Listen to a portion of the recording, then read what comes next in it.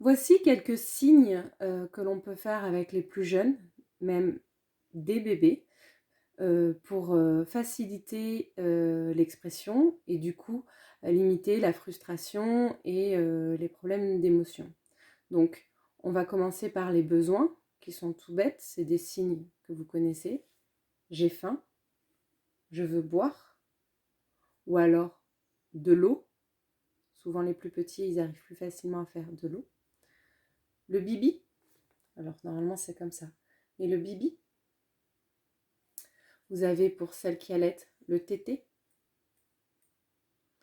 Vous avez aussi dans les besoins le besoin de changer la couche. Alors ça c'est changer, alors vous pouvez faire que changer ou la couche. Pour les plus grands, on fait le signe pipi. Alors c'est le pouce qui est comme ça et on fait pipi ou caca. Mais si on fait le même geste pour pipi et caca, c'est bien. On peut aussi tout simplement leur apprendre à juste taper sur leur couche.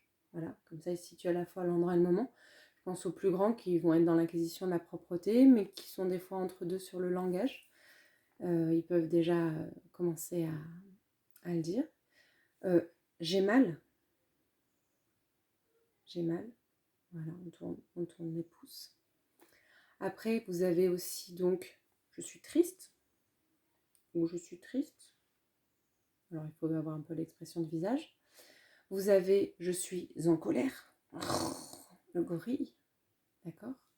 Je suis content.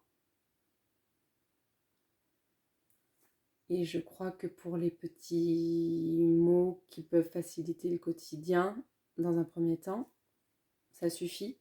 J'en ai plein d'autres pour ceux qui veulent. Mais le but, c'est vraiment de cibler des mots-clés sur des gestes clés et des actes du quotidien clés, voilà, comme manger, boire, ou sur les émotions.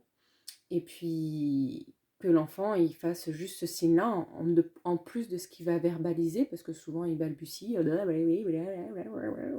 ou voilà, mais ça aide, ça va peut-être des fois être la petite clé qui va vous aider à gérer une crise.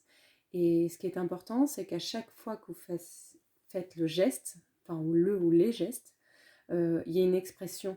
C'est-à-dire que vous ne pouvez pas dire je suis triste. Non, il y a forcément l'expression du visage. Et en fait, vous allez observer votre enfant. Alors pour ceux qui ont déjà la parole, des fois ils aiment quand même bien, quand même continuer à signer. Mais si pour les plus jeunes, ça va être vraiment de les observer. C'est-à-dire qu'ils vont peut-être pas faire le signe manger comme ça. Je prends l'exemple de ma fille, qui elle, au lieu de faire manger, elle a compris gâteau. Et gâteau, elle le fait pour tout ce qui concerne la nourriture. Après, vous avez encore, pour ceux qui veulent signer, il y a le chocolat. Alors ça, les plus grands sont dans les premiers mots qu'ils aiment bien signer. Voilà, je fais une petite vidéo, j'avais pas trop prévu de la faire, mais c'est en lien avec les émotions sur les signes. N'hésitez pas à me solliciter ou à demander. Ce qui est important, c'est de mettre un geste de la phrase, un geste clé, de tout le temps continuer à verbaliser pour qu'ils sachent nommer ensuite et de les observer pour comprendre comment lui va s'approprier le signe et comment il va le faire aussi. Chaque enfant fait son signe différemment. Écoutez, c'est tout. Et pour les plus grands qui veulent aussi apprendre à dire pardon, c'est important, la réparation, il y en a qui le connaissent déjà à la crèche, c'est pardon, comme ça. Voilà. Si ça vous intéresse, j'essaierai de faire des vidéos plus ciblées et thématiques. Donc j'attends vos retours et puis en attendant, portez-vous bien.